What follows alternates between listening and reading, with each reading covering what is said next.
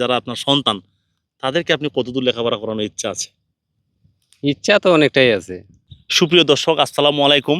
আজকে আমি দাঁড়িয়ে আছি হচ্ছে আমারই এক ভাইয়ের কাছে। ইনি হচ্ছে সম্ভবত, আমি যতদূর জানি, উনি চা বাগানে কাজ করেন এবং চা বাগানে কর্মরত একজন শ্রমিক বলা যায়।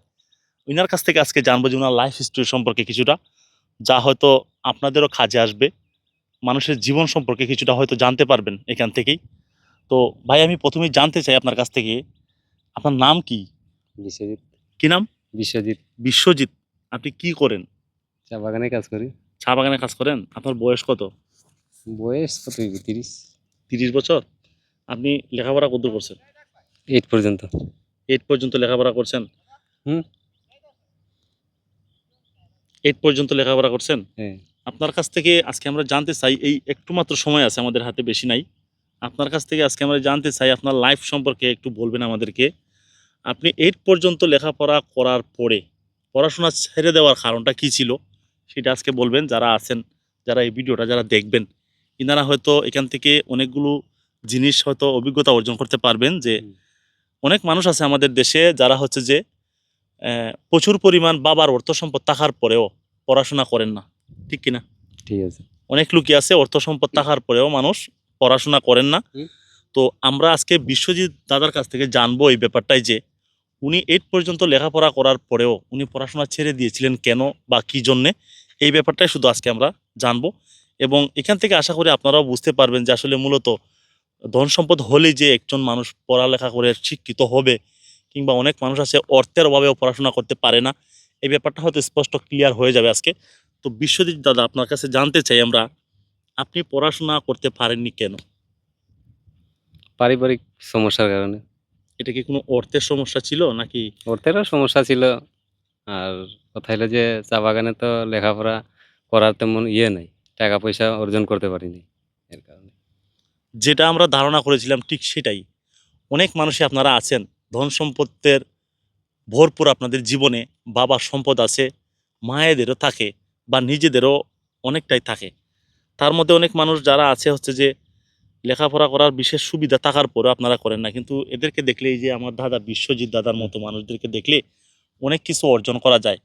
কেননা ইনারা অর্থের অভাবে লেখাপড়া করতে পারেননি, যদিও মনে অনেকটা ইচ্ছা ছিল। আচ্ছা, আপনার কি ইচ্ছা ছিল যে আপনি লেখাপড়া করবেন? ইচ্ছা ছিল। হ্যাঁ। আপনি লাস্ট কোন জায়গায় লেখাপড়া করছেন? লাস্ট পুরুজুরি। পুডিচেরি শরৎচন্দ্র উচ্চ বিদ্যালয়ে আপনি লাস্ট লেখাপড়া করছেন। আপনার ভাই বোন আপনারা কয়জন আপনাদের বাবার ঘরে? 2 ভাই আর 4 বোন। 2 ভাই 4 বোনের মধ্যে আপনি কততম? আমি একবার শেষ, আপনি ছোট। একবার সবার ছোট আপনি। তো এখন কি আপনি বর্তমানে সংসারের হাল ধরতেছেন নাকি? সংসারের হালে বাগানে কি আপনি কাজ করেন? কাজ করি। এটা আপনার বাগানে যে আপনি কাজ করেন, তো আপনি বাগানে কত টাকা করে পান আপনারা? 178 178 টাকা আপনাদের দৈনিক দৈনিক। নাকি? হ্যাঁ। ও, তো সর্বশেষ যেটা জানতে চাই সেটা হচ্ছে যে আপনার কাঁধে যে জিনিসগুলো আছে, এগুলা দিয়ে আপনি করবেন কি? এটা উড়ে গেছে কুটা। আপনি যে সিম ক্ষেতের জমিতে আপনি এটা দেবেন নাকি? হ্যাঁ। দাদা, লাস্ট আমরা জানতে চাই এটাই, যে আপনার পারিবারিক জীবন সম্পর্কে জানবো, যে আপনি কি বিয়ে শাদী করছেন? করছি। ছেলে মেয়ে আছে? আছে 2 জন। দুটাই কি ছেলে না মেয়ে? দুটোটাই ছেলে। দুটাই ছেলে। পড়াশোনা করান? পড়ালেখা করে একটা, একটা ছোট আছে। ও, কোথায় পড়ালেখা করাচ্ছেন ওদেরকে? এই বৃন্দাবনেই হাই স্কুল স্কুলে।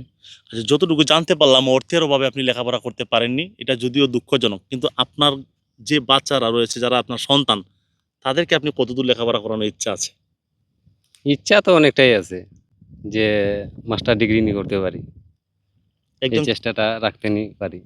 একজন চা শ্রমিক, ওনার স্বপ্ন, আমি অর্থের অভাবে লেখাপড়া করতে পারিনি, কিন্তু আমার সন্তানদেরকে আমি উচ্চশিক্ষায় শিক্ষিত করব। ঠিক এমনইভাবে যদি প্রতিটা বাবার স্বপ্ন থাকে যে আমাদের সন্তানদেরকে আমরা আমাদের সর্বোচ্চটা দিয়ে আমরা শিক্ষিত করার চেষ্টা করব, তাহলে আশা করি যে আমাদের দেশের প্রত্যেকটা ঘরে একটা না একটা করে সন্তান হলেও সুশিক্ষায় শিক্ষিত হবে। তো বিশ্বজিৎ দাদা, আপনার জন্য আমাদের অফুরন্ত ভালোবাসা রইল, এবং আপনার সন্তানরা যাতে সুশিক্ষায় শিক্ষিত হতে পারে, সমাজে ভালো কিছু করতে পারে, মন থেকে দোয়া করি আপনার সন্তানদের জন্য এবং আপনার জন্য। ওকে, আল্লাহ হাফেজ।